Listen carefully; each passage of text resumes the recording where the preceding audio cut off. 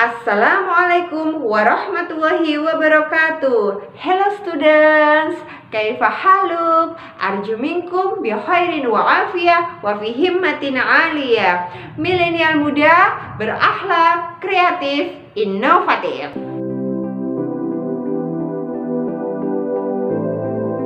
Anak-anakku semuanya, sebelum kita mulai pembelajaran pada hari ini, marilah kita berdoa terlebih dahulu supaya ilmu yang kita dapatkan bermanfaat dan juga berguna. Berdoa mulai. Berdoa selesai. Anak-anakku semuanya, hari ini kita akan belajar tentang perangkat TIK.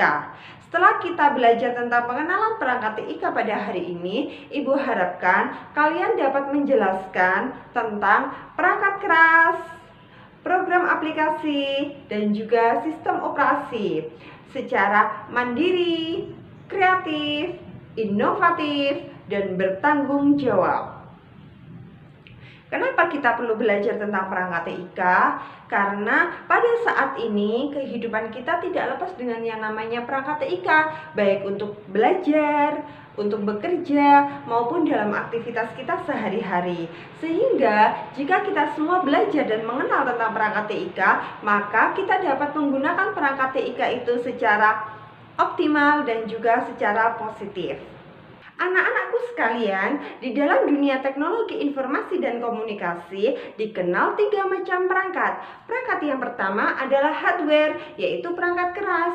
Perangkat yang kedua adalah software, yaitu perangkat lunak. Dan perangkat yang ketiga adalah brainware, yaitu perangkat manusia. Ketiga perangkat tersebut harus seimbang dan ada keterkaitan antara satu dengan yang lain yang membentuk sebuah sistem. Hal ini sudah ada di dalam Al-Quran loh. Allah sudah berfirman pada Quran surat Al-Mulk ayat 3. Yuk kita baca bersama. A'udzu billahi minasyaitonir rajim. Bismillahirrahmanirrahim.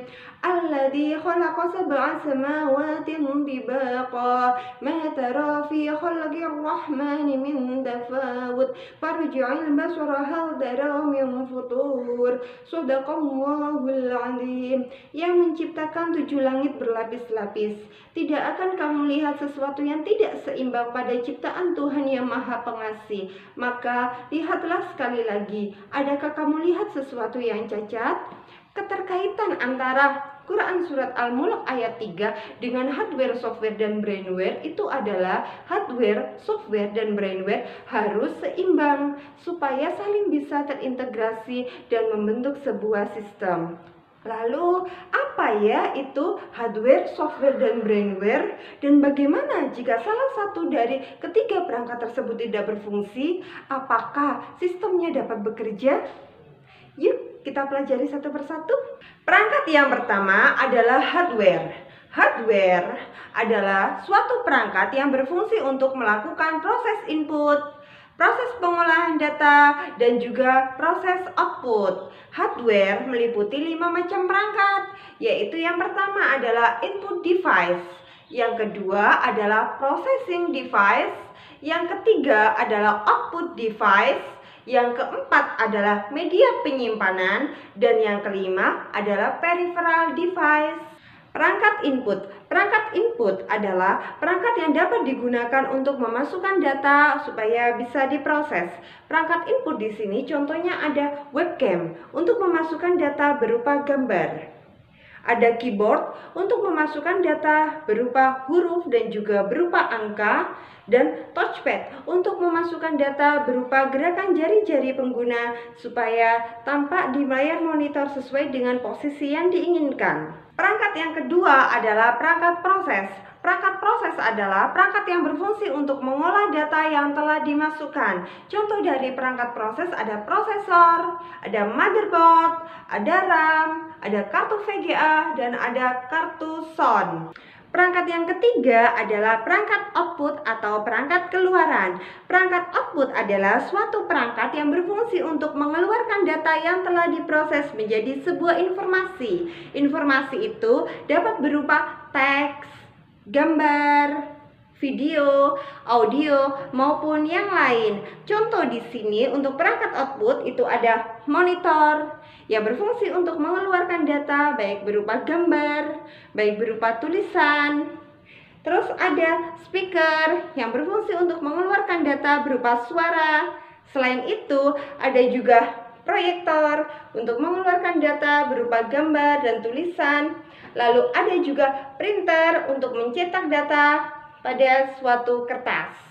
Perangkat yang keempat adalah media penyimpanan. Media penyimpanan berfungsi untuk menyimpan data yang telah diproses. Contoh dari media penyimpanan ada flash disk, hard disk, ada memory card, ada CD atau DVD. Perangkat yang kelima adalah peripheral device atau perangkat peripheral yang digunakan untuk menghubungkan antara komputer atau smartphone dengan perangkat input atau perangkat output, baik menggunakan kabel maupun menggunakan wireless. Contohnya ada port USB yang digunakan untuk menghubungkan antara komputer dengan flash disk.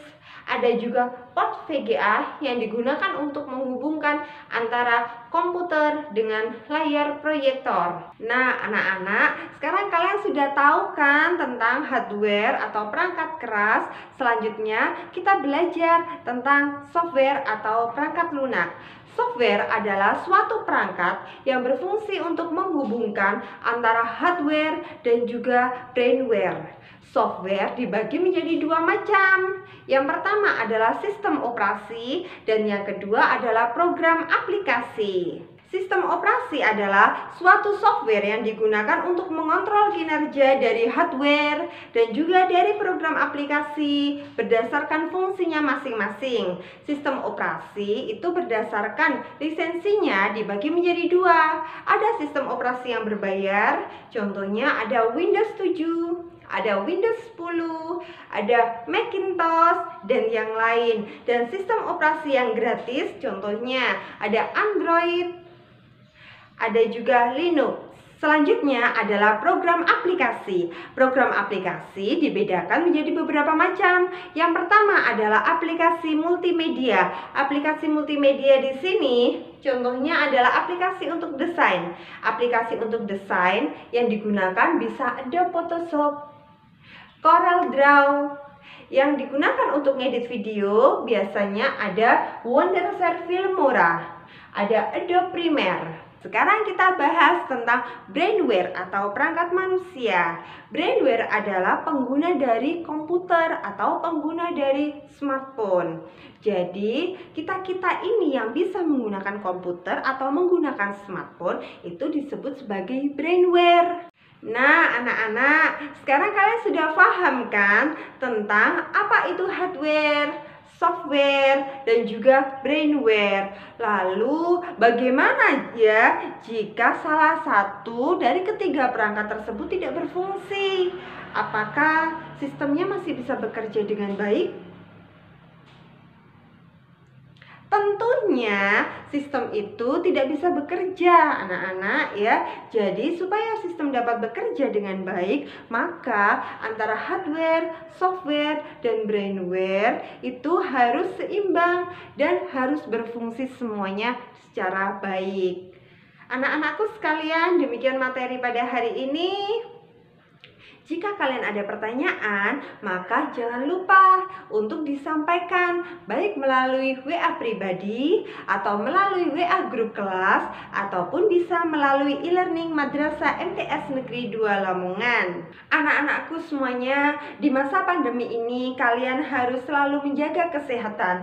Kalian juga harus mematuhi protokol-protokol kesehatan yang telah ditentukan seperti menjaga jarak, memakai masker, dan juga selalu mencuci tangan. Meskipun pada saat ini pembelajaran terlaksana secara luring dan juga secara daring, tapi kalian harus selalu tetap semangat dalam belajar karena kalian adalah generasi-generasi penerus bangsa yang akan membawa masa depan gemilang untuk Indonesia.